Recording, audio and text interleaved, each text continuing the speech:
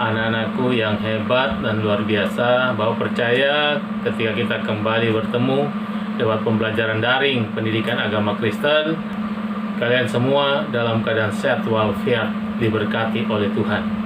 Nah, dalam pertemuan kita pada hari ini kita akan masuk ke bab 3. Di situ ada tema ciri-ciri bertumbuh dewasa dalam Kristus. Ciri-ciri bertumbuh dewasa dalam Kristus.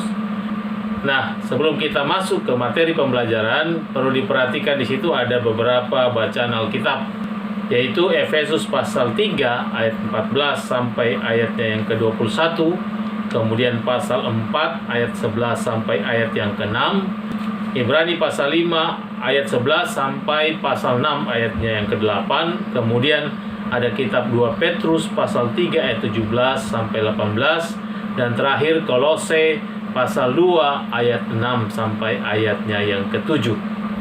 Nah, di uraian materi, ketika kita bicara tentang ciri-ciri bertumbuh dewasa dalam Kristus, maka ada 3 sub pokok bahasan yang akan kita temukan dari uraian materi yang ada di buku paket kalian. Pertama adalah berakar di dalam Kristus, kemudian yang kedua adalah bertumbuh ke arah Kristus, yang ketiga adalah berbuah bagi Kristus. Jadi ada 3 sub pokok yang akan kita bicarakan pada bab 3 kali ini.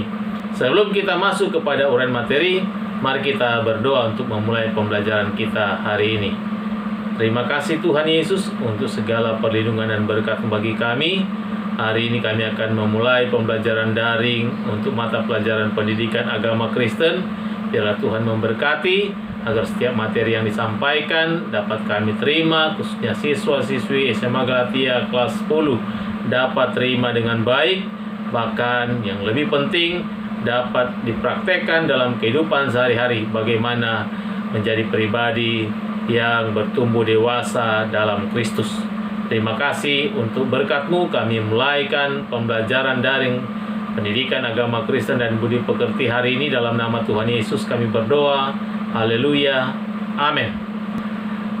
Anak-anakku yang hebat dan luar biasa, kita mulai dari sub pokok bahasan pertama. Perhatikan di situ di halamannya yang ke-28. Berakar dalam Kristus. Jadi orang yang bertumbuh dewasa di dalam Kristus, maka poin pertama yang harus diperhatikan bahwa orang itu harus berakar di dalam Kristus.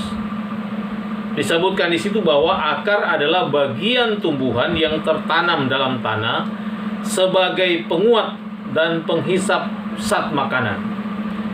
Karena tadi dikatakan bahwa akar itu sebagai penguat dan penghisap zat makanan, ya. Kalau ada tumbuhan yang tidak mempunyai akar, ada tumbuhan yang tidak memiliki akar, maka tumbuhan itu tinggal menunggu waktu akan layu, lisut, kemudian mati, kering.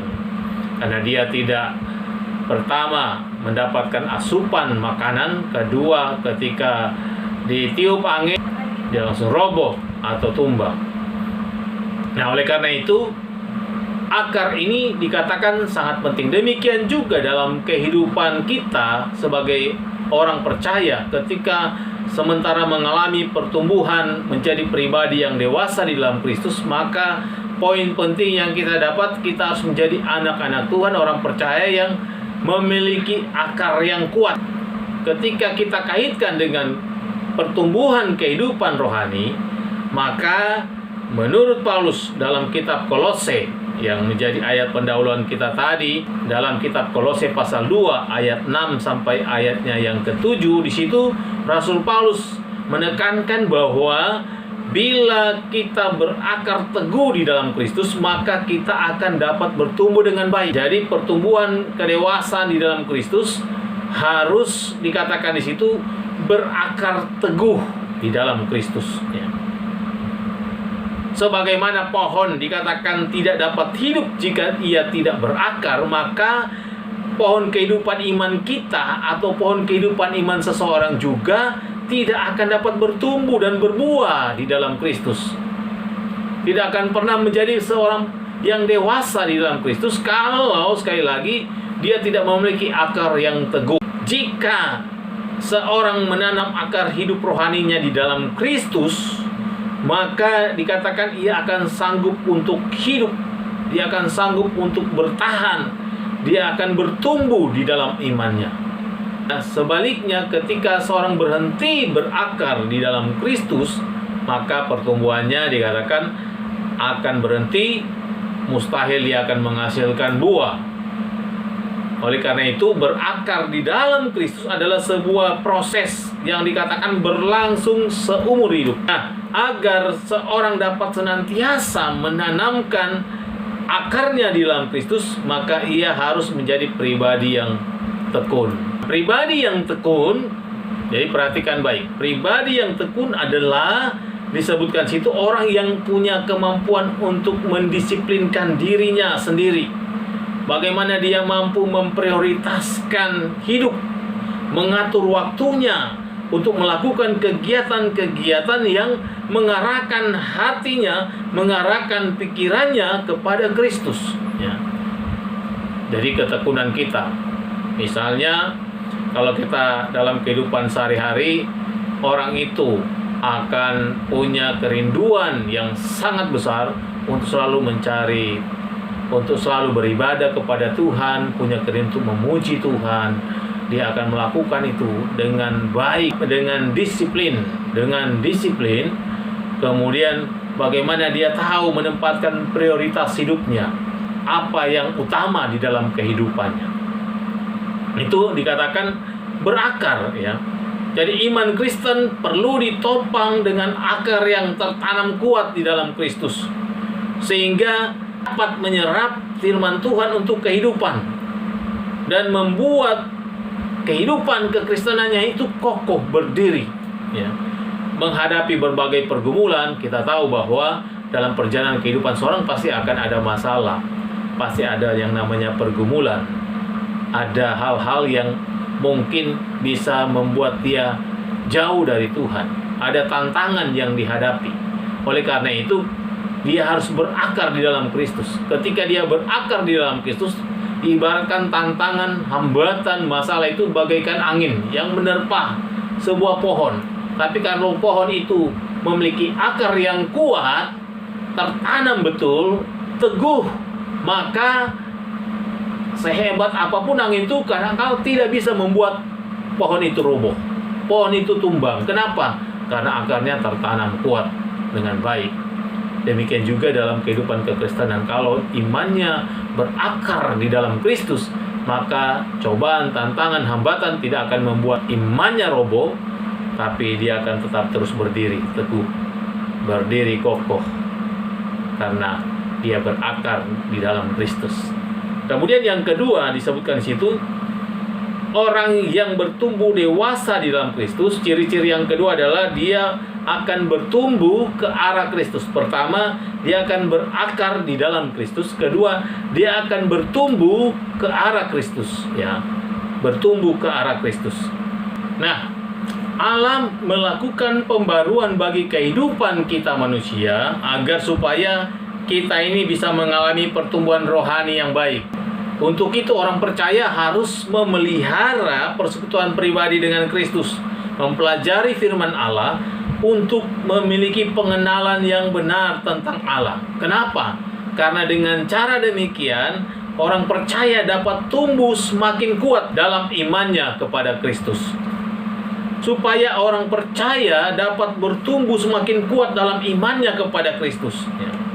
Pertumbuhan bagaimanakah yang diinginkan oleh Allah? Nah, kalau kita lihat dari uraian materi, maka di situ dicontohkan bagaimana Rasul Paulus dia mengatakan atau memberikan gambaran pertumbuhan manusia, kemudian kerohanian orang percaya dengan kebutuhannya itu seperti apa. Paulus memahami pertumbuhan manusia dan menjelaskan bahwa pertumbuhan kerohanian orang percaya dengan kebutuhannya itu seperti apa, ya. Kalau kita lihat, kita perhatikan kita lihat dan perhatikan di buku paket kita, maka di situ disebutkan bahwa Ada pertumbuhan yang dikatakan kita bukan lagi anak-anak. Ada beberapa hal yang perlu dilakukan untuk membantu proses pertumbuhan dalam diri kita dan orang lain. Tuhan memberikan kita bermacam-macam sarana untuk bisa bertumbuh. Misalnya lewat kehidupan doa, lewat kita membaca Alkitab atau firman Tuhan, dalam menghadapi tantangan, persoalan, permasalahan dalam hidup, kemudian kesaksian hidup. Jadi ini yang dapat membawa kita untuk bisa mengalami pertumbuhan yang baik di hadapan Tuhan. Ini termasuk dikatakan sarana yang dapat dipakai untuk membawa kita mengalami pertumbuhan yang baik, yang benar, yang sehat di dalam Kristus. Sehingga apa yang dikehendaki oleh Tuhan, bagaimana kita semakin hari semakin bertumbuh sempurna menurut gambar Kristus, itu bisa terjadi dalam kehidupan setiap orang percaya. Karena kita harus bertumbuh ke arah Dia, ke arah Kristus, ya, dalam pertumbuhan kedewasaan rohani kita.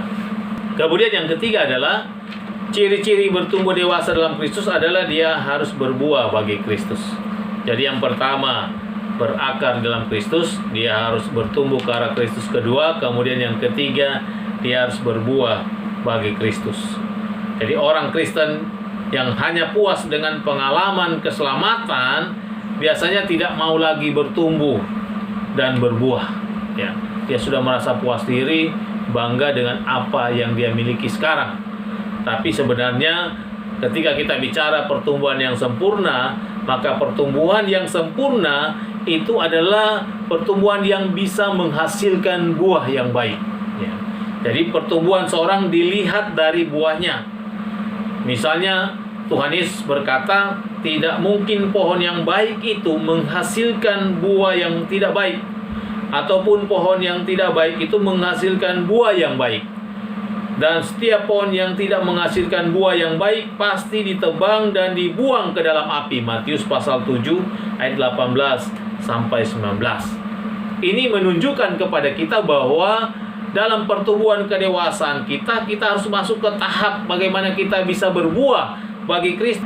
Dikatakan di situ dia akan ditebang, kemudian dibakar, dibuang ke dalam api. Jadi tidak mungkin ada buah tanpa ada yang namanya pertumbuhan. Jadi tidak ada buah tanpa adanya pertumbuhan. Dan ingat, pertumbuhan adalah proses untuk bisa menghasilkan buah. Dari uraian singkat ini, ada tugas yang akan kalian kerjakan hari ini, tugas sederhana. Tugasnya itu di bab 4, ya, berkaitan dengan berkarya sebagai pribadi yang dewasa. Di bab 4 perhatikan di situ ada uraian kegiatan. Jadi pertama di situ kalian diarahkan untuk pilihlah tema. Tema di situ ada 3. Hidupku untuk Tuhan, kemudian aku dan sesamaku, dan yang ketiga hidup sehat. Ya, di situ ada keterangan tambahan. Hidupku untuk Tuhan itu bagaimana pola hidup menjaga kekudusan hidup seorang remaja. Kemudian aku dan sesamaku, hidup damai dengan sesama. Ketiga, hidup sehat, pola hidup sehat untuk memelihara tubuh dan lain-lain. Nah, bentuk karyanya kalian bisa pilih ada 4 pilihan. Pertama, bisa kalian buat sebuah iklan berkaitan dengan tema yang kalian pilih di nomor 1. Kemudian yang kedua, buat clipping. Dan yang ketiga, tulisan. Nah, kemudian nomor 3 di situ ada petunjuk pengerjaan. Petunjuknya adalah pertama, siapkan bahan, alat, dan semua kebutuhan untuk membuat prakarya pilihanmu. Kemudian yang kedua, karya dikerjakan di sekolah pada saat kegiatan pembelajaran. Berarti ini Anda mengerjakannya di rumah dalam proses pembelajaran daring. Kemudian yang ketiga, karya dapat dikerjakan secara individu atau kelompok sesuai kesepakatan di kelas. Kalau kita atau karena kalian ada belajar di rumah masing-masing, maka tugasnya berarti pribadi, itu ya, individu, bukan kelompok. Kemudian yang keempat, kegiatan ini dilaksanakan selama 90 menit atau 2 jam pelajaran. Jadi selesai uraian tadi yang singkat, kalian mengerjakan waktu yang sisa untuk mengerjakan tugas ini. Jadi silakan Anda mengerjakan tugas ini. Kalau ada pertanyaan, silakan Anda chat lewat kolom yang ada di Google Classroom, atau kalau tidak bisa kalian kirimkan lewat WA grup kelas selama proses atau jam pelajaran pendidikan agama Kristen. Jadi terima kasih, selamat mengerjakan. Tugasnya hanya itu saja. Kalau sudah selesai, silakan Anda foto hasil kerjaan kalian, kemudian dikirimkan ke Google Classroom. Nanti Bapak akan buat petunjuknya atau penugasannya supaya Anda bisa mengirimkan tugas itu dalam bentuk lampiran foto-foto yang Anda sudah buat, yang Anda sudah kerjakan. Jadi terima kasih atas perhatian kalian semua. Tuhan Yesus memberkati. Selamat melanjutkan nantinya ke pelajaran selanjutnya.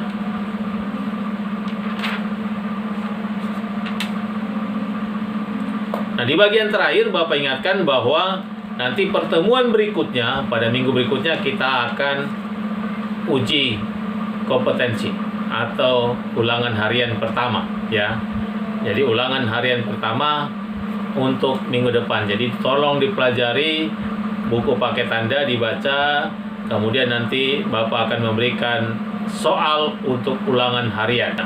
Soalnya ada pilihan ganda dan ada esai untuk minggu depan. Ini informasi tambahan yang dapat Bapak berikan untuk kalian. Terima kasih. Tuhan Yesus memberkati.